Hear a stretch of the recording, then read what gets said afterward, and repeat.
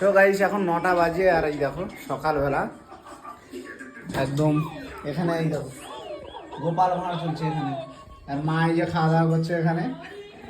আর এই দেখো ওয়েদারটা জাস্ট দেখো, মানে বৃষ্টি আসবে আসবে ভাব, একটু একটু করে ঝিরঝির করে হচ্ছে আর এইরকম ওয়েদার।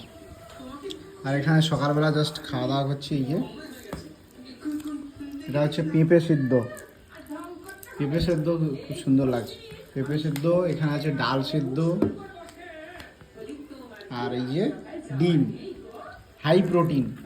মাও এখানে আছে, ডিম ওখানে আছে, আর পান্তা এই যে খাচ্ছে। তা কি করবো, এতটা ভাত, ঘরের চালের ভাত, আমার পান্তাটা জন্য নষ্ট করে দেবো? আমার জন্য একদম অল্প অল্প ভাত রান্না করবে, না কিন্তু এরকম নষ্ট হবে।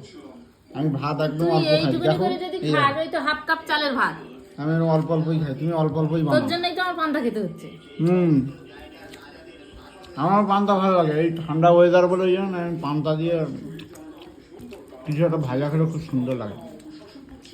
বরবটি আলু ভাজা পান্তা কত ভালো লাগে।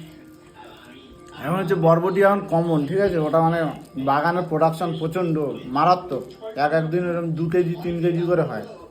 তো প্রোডাকশন বেশি বলে একদম প্রত্যেক দিন প্রত্যেকটা তরকারিতে বরবটি, অবশ্য খারাপ না, ভালোই লাগে।